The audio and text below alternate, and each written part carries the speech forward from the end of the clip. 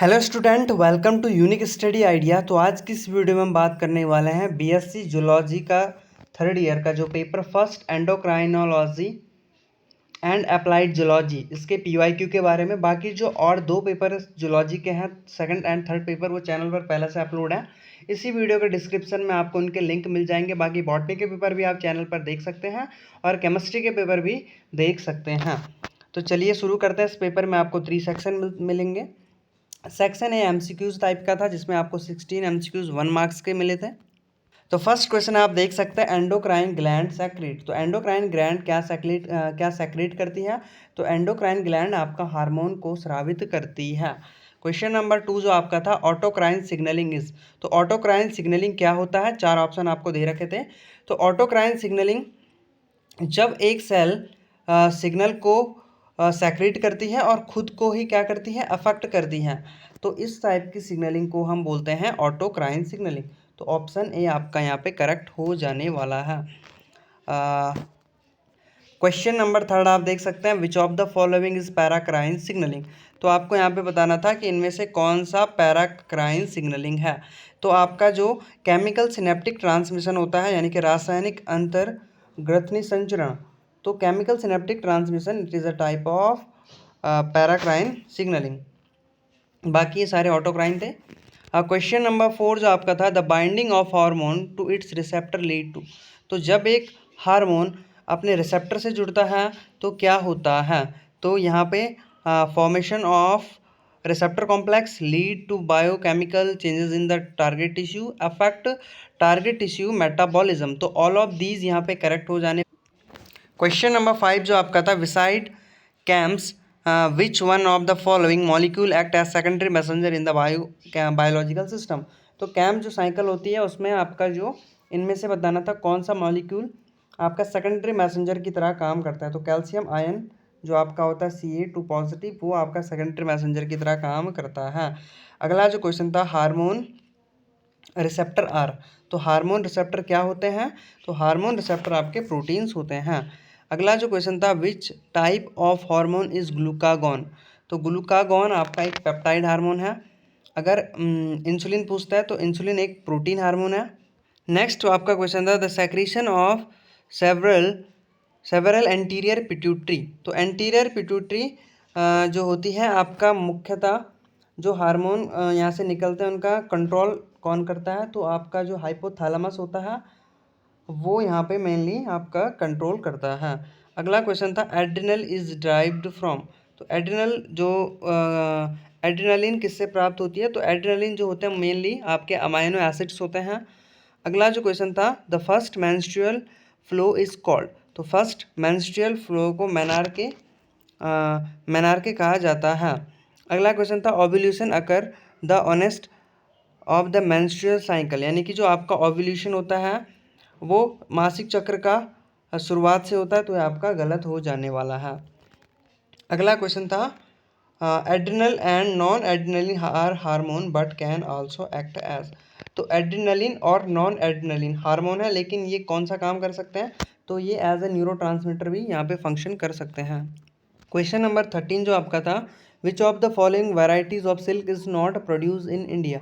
तो आपका टसर, मलबेरी और मुगा सिल्क जो है, it is a type of variety in Indian silk, but American silk यहाँ पे आपका गलत हो जाएगा।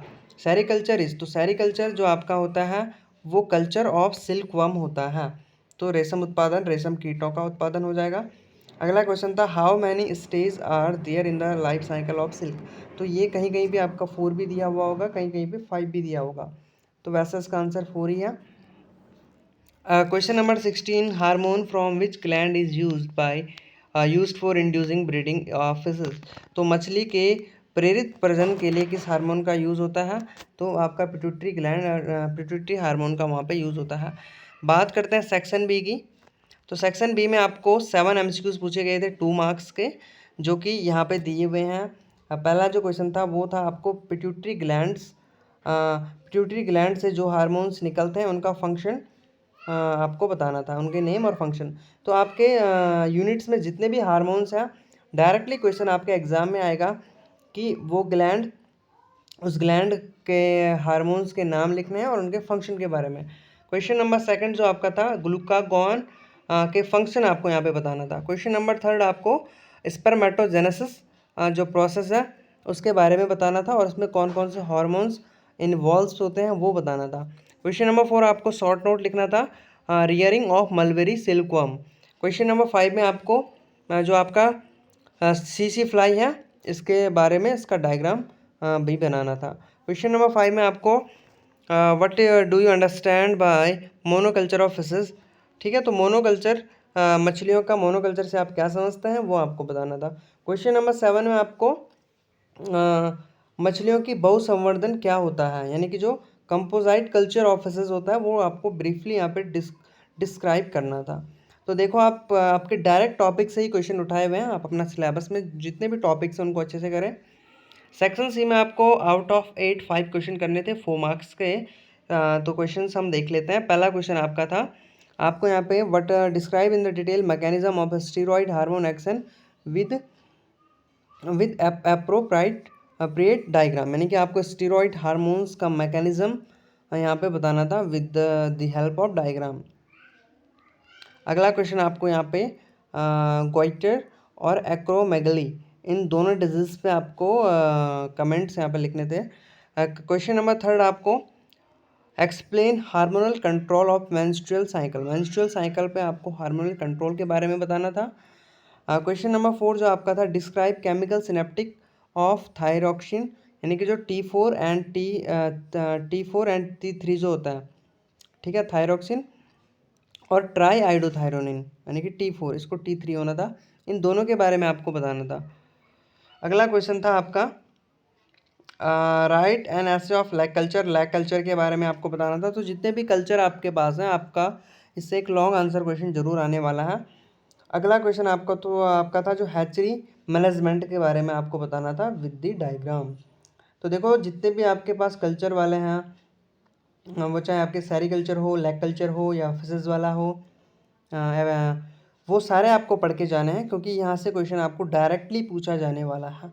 अगला क्वेश्चन था मेडिसिनल पेस्ट क्या होते हैं और उसके बारे में उससे कौन कौन सी डिजीज़ होती है वो सब आपको यहाँ पे डिस्क्राइब करना था। क्वेश्चन नंबर 8 आपको था what do you understand by inducing breeding in fishes, तो मछली में प्रेरित प्रजनन से आप क्या समझते हो, और explain with the special difference of Indian major crops, इसके बारे में भी आपको बताना था।